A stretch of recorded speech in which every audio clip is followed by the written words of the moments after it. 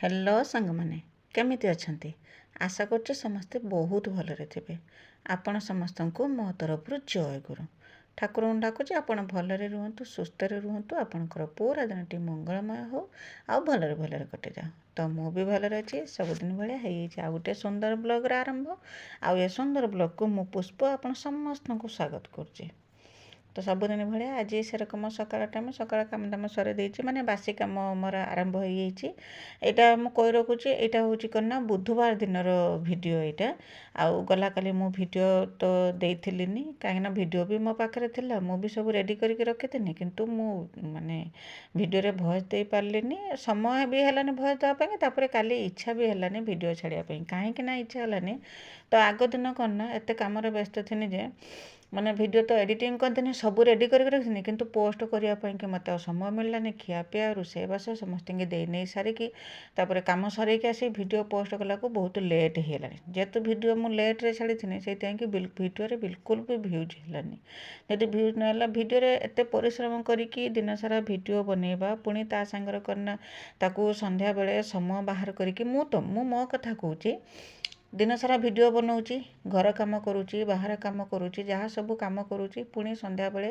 तरतरिकी सब काम दाम सरैकी समय बाहर करुँची वीडियो एडिटिंग करुँची भॉइस दूची सब रेडी करुँची वीडियो पोस्ट करुँची एते परिश्रम करुँची परिश्रम कला परे भी वीडियो जदि व्यूज न आसुची ना मन बिल्कुल भी भल नहीं सेरकम तो व्यूज आसुनी वीडियो रे मु जानी तथापि टिके माने जहाँ हो जदि 400-500 भ्यूज जदि आसना मनटा टिके खुशी लगता से भ्यूज तो आसुना तो ये वीडियो कना गला कले वीडियो बिल्कुल भ्यूज हो नाला जो कि आज माने माने एटा तो बुधवार दिन वीडियो माने बिल्कुल भी माने इच्छा हेलानी वीडियो छाड़िया कि गला गले से कि मुझे भी व्यस्त रही कम व्यस्त रही कि वीडियो रे बहुत दे पारे कि छाड़िलेनि वीडियो आ छाड़ी तो भावुँ आपण मैंने बुझीपे जे कौन कि केते काम एत सब कम भितर समय पाया जे वीडियो कि समस्त भावती कामटा कि बड़ किंतु कई भावती जे अन्य मानक काम को टिके समय दि जाओ जहाँ करूँ से कथा तो कई भावती समस्त समस्त कामटा बड़ से कि समस्त कथा बुझु बुझु मो कथा पासरी जाए तो या होता मो सांगरे काली से कि वीडियो मु छाड़ी पार्थिनी एक मनटा भी इच्छा भी होतलानी तापरे आउ मो सांगरे से भी होता तो जा हो से वीडियो थिला एटा होची तो बुधवार दिन वीडियो यहाँ तो सकाळ बेलार समय मु सकाळ काम दाम जी सब सरे देथिनी सरे दे सारिकी तापर करना आसतीनी चुली पाखर छुंच मारिया कि जेरक सबुदिन आमर रुटीन थाए चुली पाखर छुंच मार देथिनी छुंच मार देकी बाबा जाइथिले करना आमर जो बाड़ी रे जे फूलकोबी नगा हेतिला प्रथमे तो बहुत सुंदर फूलकोबी हेतिला बहुत सुंदर फूलकोबी तो देखिथिबे प्रथम फूलकोबी जे बाबा जे ताकू माने उपाड़ी थिले मु ताकू वीडियो बनैथिनी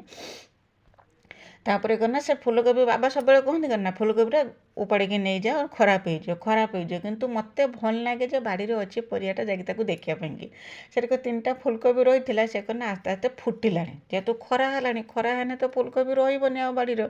ताकू फुटिला जेहेतु बाबा कहले करना आज से फूलकोबी गुड़ाक सब तुली आनिबा आउ तुली आणिकी तरकारी करके खाईदे ना जी बेसी जदि खरा हम ना से खराब नष्ट हो पूरा पूरी जदि कुहुड़ी भी हो नष्ट हो तो सैया कहीकि तो फूलकोबी की सब उपाड़ी घिनी आसते घिनी आसिकी तापर करना ताकू सब पत्र भांगी देकी रखी बेसी थिलानी 3टा फूलकोबी मात्र थिला सब तो 10टा फूलकोबी नगा होता किंतु से 2टा गछ मरी जाता जो नगा होता 8टा फूलकोबी गछ था 8टा फूलकोबी बहुत सुंदर फली से कौन नुहे जे नगे जे होतानी बोलिकी बहुत सुंदर होता फूलकोबी आमे भी खाई बंधु बांधव भी देते 2टा दधे जहाँ जेरकम देते आउे आउ 3टा थी मुझे उपाड़ी आनी तो बाबा कहले करना तरकारी करके खाईदे तो बस ताको दिन आसिकी ताकू से कामटा सरी दे सारापर तापर ये करना धान थिला ताकू हूँ करना बस्ता करते नहीं कि ऊपर पकेबा पुणी धान पान दिहब धान उंसा जीव आहरी 2 थर 3 थर हम धान उंसा कि से धान उंसाटा सरीगने कहीं खरा है धान बिल्कुल भी माने चाउल बिल्कुल भल हम ना आउ କେତେ ଶୀଘ୍ର ହବ ଧାନ ଉଁସା ଯେରକମ ସରେଇବା ସେଇ ମାନେ ଚେଷ୍ଟାରେ ରହିଛେ। ବେଶୀ ବେଶୀ କରିକି ଧାନ ଉଁସେଇଥିଲେ ତ ସରିଯାଇଥାନ୍ତା, କିନ୍ତୁ ଆମେ ଅଳ୍ପ ଅଳ୍ପ କରିକି ଉଁସଉଛେ ବୋଲି କେତେ ଦିନ ଯାଉଛି। ତ ଆଜି କନା ଧାନଟାକୁ ଉପରକୁ ଉଠେଇଦେବ, ଉଠେଇ ଦେଇକି ଧାନ ତ ପାଣିలో ଦିଆହେଇଛି, ଧାନ ପୁଣି ଉଁସା ଯିବ। ତ ବାବା ମୋ ଦୁଇ ଜଣ ଲାଗିଥିଲେ ଏଇ କାମରେ। ଆଉ କନା କିଛି ଧାନ ବି ଯିବ ଛାତ ଉପରକୁ, ଯୋଉଟା ଯାଇକି ମାନେ ଶୁଖା ହେଇଥିଲା ତାକୁ ବି ହେଇଗଲାଣି ଚାଉଳ ପାଇଁକି, ତାକୁ ଛାତ ଉପରକୁ ଯିବ ଶୁଖେଇକି ବସ୍ତା କରାହେନେ ମେସିନ୍ ପାଖକୁ ଯିବ ଭଙ୍ଗା ହେବା ପାଇଁକି। ଏଇ ରକମ ଯେପର୍ଯ୍ୟନ୍ତ ଧାନ ଭଙ୍ଗା ନ ସରିଛି ସେ ପର୍ଯ୍ୟନ୍ତ କାମ କିଛି ସରିଥିବନି। ତାପରେ ଦୁଇ ଜଣ ଆମେ କାମରେ ଲାଗିଥିଲେ, ଆଉ କୌଣସି ଗୋଟେ କଥାକୁ ନେଇକି ଆମ ଦୁଇ ଜଣ ଭିତରେ ଚାଲିଥିଲା ଯୁକ୍ତିତର୍କ ଚାଲିଥିଲା। ସେପଟର ମୋ ଯାଆ ଯେଉଁ ଥିଲେ ସେମାନେ ବି କହୁଥାନ୍ତି, ମୁଁ ବି ତାଙ୍କ ସାଙ୍ଗରେ କଥା ହେଉଥାଏ, ସେରକମ ଯୁକ୍ତିତର୍କ ବାବାଙ୍କର ମୋର ମାନେ ରାଗରୁଷାର ନୁହେଁ, ଏଇ ରକମ କଥା କଟାକଟି ଚାଲିଥିଲା। ଦୁଇ ଜଣ ଆମେ କଥା ହେଇକି କାମ କରୁଥିଲେ। ତାପରେ କନା ଧାନ ସବୁ ଏଠି ବସ୍ତା କରିଦେଇଥିନି, ବାବା ସବୁ ନେଇକି ଉପରେ ସବୁ ଢାଳି ଦେଇଥିଲେ। ତାପରେ ମୁଁ ବି ଯାଇଥିନି ଉପରକୁ। ଉପରେ ଯେ ଧାନ ସବୁ ଥିଲା, ଉପରେ ମାନେ ଭାବିପାରୁଥିବ କେଉଁଠି ବୁଲିକି ଆମ ଦିତାଲା ଉପରେ ଧାନ ସବୁ ଶୁଖା ହେଉଛି। ସେ ଧାନଟା କନା ଯେଗୁଡ଼ା ସବୁ ଥିଲା ଆଗକୁ, ଆଗ ଧାନ ଯେଗୁଡ଼ା ଥିଲା ତାକୁ ସବୁ ଯାଇକି ମୁଁ ଠୁଳେଇ ଦେଇଥିନି। ଏଠି ତ ମୁଁ ସବୁ ବସ୍ତା କରିଦେନି, କରିଦେଇ ସାରିଲା ପରେ ମୁଁ ଯାଇକି ସେ ତାକୁ ସବୁ ଠୁଳେଇଥିନି। ଆଉ ବାବା ଏଗୁଡ଼ା ସବୁ କନା ବୋହିକି ନେଇଥିଲେ, ଜାଗା ହେଇଥିଲା ତାକୁ ସବୁ ଢାଳି ଦେଇଥିଲା। ଆଉ ଯେଇ ଧାନ ଗୁଡ଼ା ସବୁ ଠୁଳା ହେଇଥିଲା ସେ ଧାନରୁ କିଛି ଯାଇକି ବି ଛାତ ଉପରେ ଶୁଖା ହେଇଥିଲା ଚାଉଳ ହେବା ପାଇଁକି। ଏଇ ରକମ ସକାଳଟା କାମ ଚାଲିଥିଲା। ଆଉ କ'ଣ ନା ହଠାତ୍ ଆଜି ଆସିକି ମିସ୍ତ୍ରୀ ପହଞ୍ଚିଲେ କାମ କରିବା ପାଇଁକି। ସେବେଠୁ ତ ଏଠି ତ ମାସେ ପାଖାପାଖି ହେଲାଣି, ତ ସବୁଦିନ କୁହାଯାଏ ତାଙ୍କୁ ଆସ କାମ କରିଦେଇକି ଯାଅ, କାମଟା ଖଣ୍ଡିଆ ହେଇକି ଯେ ରହିଛି ସବୁଦିନ ତ କୁହା ହୁଏ କିନ୍ତୁ ଆସନ୍ତିନି। କିନ୍ତୁ ଆଜି ଆମେ ଜାଣିନାହାନ୍ତି ମିସ୍ତ୍ରୀ ଆସିକି ପହଞ୍ଚିଲେ କାମ କରିବା ପାଇଁକି। ତ ପୁରା ଟେନସନ୍ ହେଇଗଲା। ତ କ'ଣ କରିବେ, ଏକ ତ ଲେଟ୍ ହେଲାଣି, ମୁଁ ଭାବିଥିଲି ମିସ୍ତ୍ରୀ ଆସିବେନି, କାହିଁକିନା ସେମାନେ ବି ଚା ପିଇବେ, ତାଙ୍କ ପାଇଁକି ବି ଖାଇବା ବ୍ୟବସ୍ଥା କରାଯିବ, ଏଇସବୁ ହେବ। ଆମେ ତ ଧାନ କାମରେ ଦୁଇ ଜଣ ଆମେ ଲାଗିଥିଲେ, ତ ଧାନ କାମ ଅଧାରୁ ଛାଡ଼ି ଦେଇକି ପଳେଇ ଆସିଲେ। ବାବା ଯେଉଁ ଛାତ ଉପରକୁ ନେଇଥିଲେ ଧାନ ଶୁଖିବା ପାଇଁକି, ଅଧା ଚଲେଇଛନ୍ତି ଆଉ ଅଧା ସେରକମ ରହିଛି, ଛାଡ଼ି ଦେଇକି ପଳେଇ ଆସିଲେ। ମୁଁ ବି ସେରକମ ଧାନ କାମ ଯେ କରୁଥିଲି ଛାଡ଼ି ଦେଇକି ପଳେଇ ଆସିନି। ଏଠି ବାସନ କୁସନ ପଡ଼ିଥିଲା ତାକୁ ସବୁ ଧୁଆଧୁଇ କରିମି, ଧୁଆଧୁଇ କରିକି ଯାଇକି ଗାଧୁଆ ପାଧୁଆ କରିକି ରୋଷେଇବାସ କାମରେ ମୁଁ ଲାଗିଯିମି। କାହିଁକିନା ମିସ୍ତ୍ରୀ ଖାଇବେ, ତାଙ୍କ ପାଇଁକି ବି ରୋଷେଇ ହେବ, ସେମାନେ ତ ଜଳଖିଆ ଖାଇବେ, ଆଉ ତା ସାଙ୍ଗରେ ବି ତରକାରୀ ଗୋଟେ ହେବ। ଆଉ ତାପରେ କନା ଆମେ ଘର ଲୋକ ବି ଆମେ ବି ସମସ୍ତେ ଖିଆପିଆ କରିବା। ତ ଏଇ ରକମ କରିକି କାମ ମୋର ଚାଲିଥିଲା, ସକାଳ ବେଳାର କାମ ଚାଲିଥିଲା। ତ ଆଶା କରୁଛି ମୋ ଭିଡ଼ିଓଟି ଆପଣଙ୍କୁ ପସନ୍ଦ ଆସିଥିବ। ଯଦି ପସନ୍ଦ ଆସୁଥିବ ତ ମୋ ଚ୍ୟାନେଲକୁ ସବସ୍କ୍ରାଇବ୍ କରିକି ଭିଡ଼ିଓକୁ ଲାଇକ୍ ଟିକେ କରିଦେବେ। ଆଉ ଛୋଟ ସ୍ନେହ ଭରା କମେଣ୍ଟରେ ମୋ ପାଇଁ ଲେଖିଦେବେ ଯେ ମୋ ଭିଡ଼ିଓ ଆପଣଙ୍କୁ କେମିତି ଲାଗୁଛି ବୋଲିକି। ଆଉ କେହି ଯଦି ନୂଆ କରିକି ମୋ ଭିଡ଼ିଓ ଦେଖୁଛନ୍ତି, ପ୍ରଥମେ ମୋ ଚ୍ୟାନେଲକୁ ସବସ୍କ୍ରାଇବ୍ କରିଦିଅନ୍ତୁ, ଯାହାଦ୍ୱାରା କି ମୁଁ ଯେତେବେଳେ ବି ଭିଡ଼ିଓ ଛାଡ଼ିମି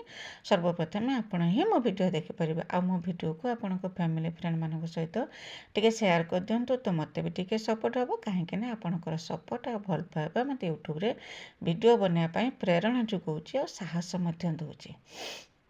ତ ଆପଣଙ୍କ ସାଙ୍ଗରେ କଥା ହଉ ହଉ ମୋର ବାସନ ମଜା ଚାଲିଛି। ତ ଭାବୁଥିବେ ଆଜି କ'ଣ ନା ଗୋଟେ ନୂଆ ଶାର୍ଟଟେ ମୁଁ ପିନ୍ଧିଛି। ନୂଆ ନୁହେଁ, ଏଇଟା ତ ମୁଁ ପିନ୍ଧିଛି, ଆଉ ଏ ଶାର୍ଟଟା ପିନ୍ଧିଛି ବୋଲିକି। ଗଲା କାଲି ରାତିରେ କ'ଣ ନା ଆମର ଜଣେ ସାହିର ଜଣେ ଦେଢ଼ଶୁର ହେବେ, ଆଉ ସେ ମାନେ ଚାଲି ଯାଇଥିଲେ, ତାଙ୍କର କାଲି 11 ଦିନ ଥିଲା। ସେଥିପାଇଁକି ଆମେ ସେଠିକି ଯାଇଲେ, ସେଠି ତାଙ୍କର ଚଉପହରୀ ହେଉଥିଲା। ସେଠି ଯାଇକି ଖିଆପିଆ କରିକି ଚଉପହରୀ ଦେଖିକି ଆସିକି ଲେଟ୍ ରାତିରେ ଆସିକି ଶୋଇଥିଲେ। ଆଉ ସେ ଲୁଗାଟା ମୁଁ ବଦଳେଇ ନାହିଁ। ତ ଆଜି ବି ସେଇ ରକମ ଦିନବେଳା ଆମର ରୋଷେଇ ନାହିଁ, ତାଙ୍କ ପାଖକୁ ତାଙ୍କରି ଘରକୁ ଯିବା ସମସ୍ତେ ଖାଇବା ପାଇଁକି। ଦିନ ପାଇଁକି ଆଉ କିଛି ଟେନସନ୍ ନାହିଁ। ତ ଏଠୁ ଯେଉଁ ବାସନ ମାଜି ଦେଇକି ଯାଇକି ଗାଧୁଆ ପାଧୁଆ କରିମି, ଠାକୁର ପୂଜା କରିମି, ଠାକୁର ପୂଜା କରିସାରିଲା ପରେ ତାପରେ କନା ଯିମି ତରକାରୀ କରିମି, ରୁଟି ବନେଇମି, ଏଇ ରକମ କାମ ସବୁ ମୋର ଚାଲିବ।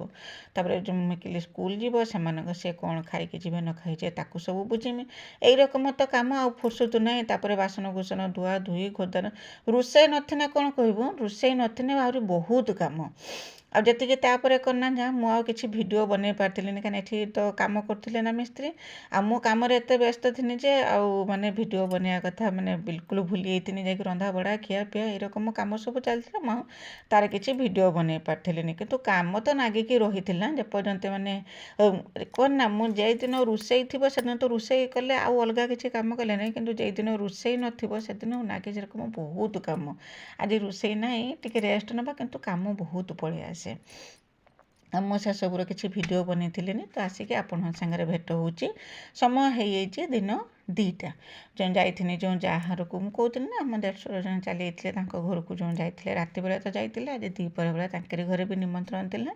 ସମସ୍ତେ ଯାଇଥିଲେ ସେଠି ଖାଇବା ପାଇଁକି ସମସ୍ତେ ଖାଇ ପିଇକି ଆସିଲା ପରେ ମୁଁ ବି ସେଠିକି ଯାଇଥିଲି ଆଉ ଖିଆପିଆ କରିକି ଆସିନି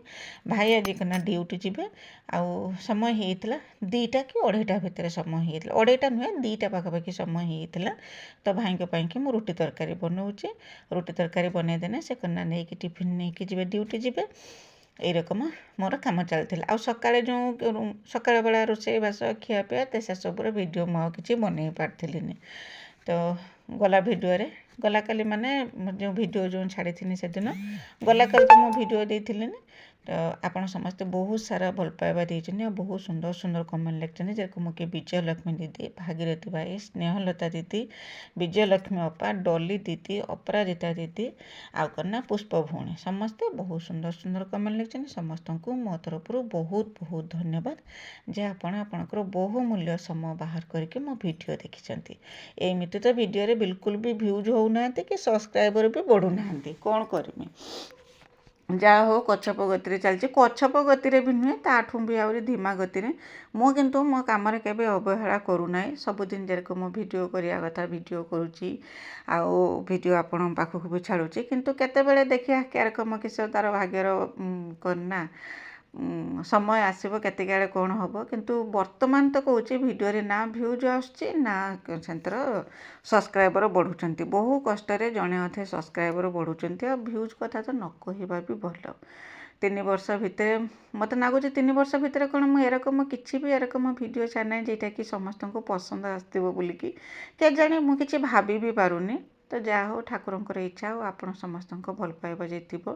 ମୁଁ ନିଶ୍ଚୟ ମୋ ଲକ୍ଷ୍ୟସ୍ଥଳରେ ଯାଇକି ପହଞ୍ଚିମି ବୋଲିକି ଆଶା କରୁଛି ତ ଭାଇଙ୍କ ପାଇଁକି ରୁଟି ବନେଇ ଦେଇଥିଲି ତାପରେ କ'ଣ ନା ତାଙ୍କ ପାଇଁକି ତରକାରୀ ବନେଇଦେମି ଆଉ ତାଙ୍କ ପାଇଁକି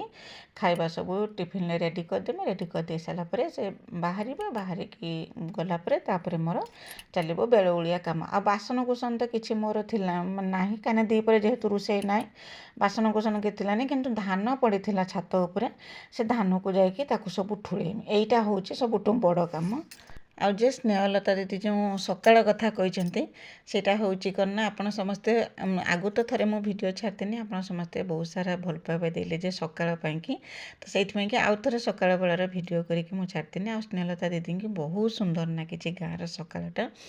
ତ ଏବେ ସକାଳଟା ଠିକ୍ ଏମିତି ଲାଗିବ ଗରମ ଦିନ ହେନେ କିନ୍ତୁ ସକାଳଟା ଭାରି ଗରମ ଗରମ ଲାଗୁଥିବ ମାନେ କେରକମ ଗୋଟେ ଚିଡ଼ଚିଡ଼ା ରକମ ଲାଗୁଥିବ ସକାଳଟା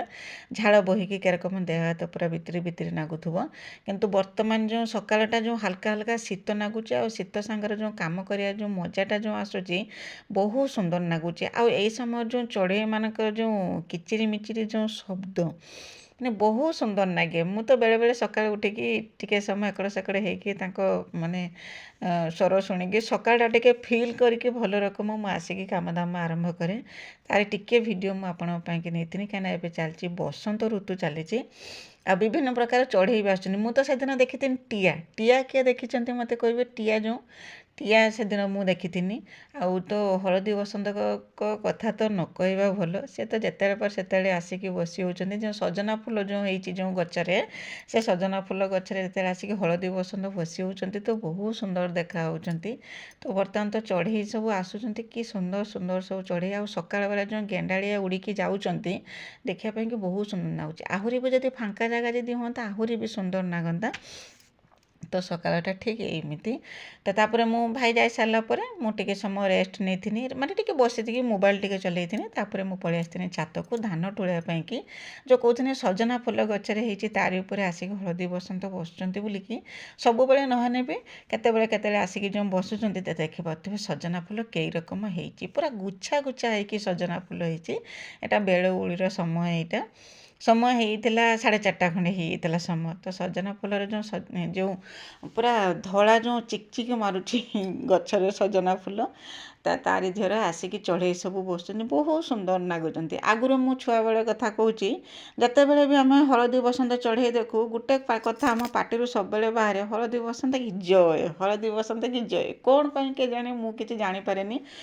ହଳଦୀ ବସନ୍ତ ଚଢ଼େଇ ଦେଖିନେ ଜଣେ ଛୁଆ ତ ବଡ଼ ପାଟିରେ କହେ ହଳଦୀ ବସନ୍ତ ଚଢ଼େଇ କି ଆମେ କହେ ଜୟ ଜୟ କ'ଣ ପାଇଁ କେଜାଣି ସେଇଟା ମୁଁ ଜାଣିନାହିଁ। ଦେଖିନେ ଛୁଆବେଳେ କଥା ଭାରି ମନରେ ପଡ଼େ। ଆଉ ଏଇ ସମୟରେ କ'ଣ ନା ସ୍କୁଲରୁ ଆମେ ଫେରିକି 4ଟା ବେଳେ ଯେଉଁ ଖେଳ ହେଉଥିବ, ମାନେ ଛୁଆ ମିଶିକି ଯେଉଁ ଖେଳ, ଆଗରୁ ତ ଟିଭି ମୋବାଇଲ ନଥିଲା ଦେଖନ୍ତିନି, ଆମେ ସମସ୍ତେ କ'ଣ ନା ଖେଳିବା ପାଇଁକି ବିଲକୁ ପଳେଇଯାଉ। ଧାନ କଟା ସରିଯାଇଥାଏ, ଘର ପାଖରେ ତ ଧାନ କଟା ସରିଯାଇଥାଏ, ସେ ବିଲରେ ହିଁ ଖେଳ ହୁଏ। ଆଉ ଏତେ ସୁନ୍ଦର ଖେଳ ହୁଏ, କେଇଟି କବାଡ଼ି ପାଇଁକି ତ ଗାର କଟା ହେଇଥିବ ତ ବିଲର ସବୁ ଦାଗ ଦିଆ ହେଇଥିବ, କେଇଟି ବୋଉ ବାଗୁଡ଼ି ପାଇଁକି ଗୋଲ କରିକି କଟା ହେଇଥିବ, ତ କେଇଟି କ'ଣ ନା ଦାଣ୍ଡି ଖେଳ ହେଉଥିବ, ତ କେଇଟି ଗୁଟି ଡାବଳ ଖେଳ ହେଉଥିବ। ଭାରି ସୁନ୍ଦର ଲାଗେ ଛୁଆବେଳେ ଏଇ ସମୟଟା। ଶୀତ ନାଗୁଥିବନି, ସ୍କୁଲରୁ କେତେ ଶୀଘ୍ର ଆସିକି ମାନେ ବସ୍ତାନି, ଆମେ ତ ବ୍ୟାଗ୍ କହୁଥିଲେନି ସେତେବେଳେ, ବ୍ୟାଗ୍ ନେଇକି ଯାଉଥିଲେନି, ବସ୍ତାନି, ବହି ବସ୍ତାନିଟା ଫିଙ୍ଗି ଦେଇକି ଧାଇଁକି ପଳେଇଯିବା ଖେଳିବା ପାଇଁକି। ସନ୍ଧ୍ୟା ପର୍ଯ୍ୟନ୍ତ ଖେଳିବା, ଖେଳିକି ଆସିବା, ଟିକେ ଶୀତ ନାଗିନେ ଖେଳିକି ଆସିବା। ଆଉ ସେ ସମୟ ଆଉ ଆସିବେ କେଉଁଠୁ ନା, ଆମେ ଯେଇ ସମୟଟା କାଟିଛନ୍ତି, ଛୁଆବେଳେ ସମୟ ଯେଇଟା ଆମେ କାଟିଛନ୍ତି, ସେ ସମୟ ଏବେକା ଛୁଆମାନେ ଆଉ ସେ ସମୟ ଆଉ ପାଉନାହାନ୍ତି କି ପାଇବେ ବି ନାହିଁ। ଆଗକୁ ବି ଆଉ ପାଇବେନି, ସେ ସମୟ ଆଉ ପାଇବେନି, ଫେରି ପାଇବେନି।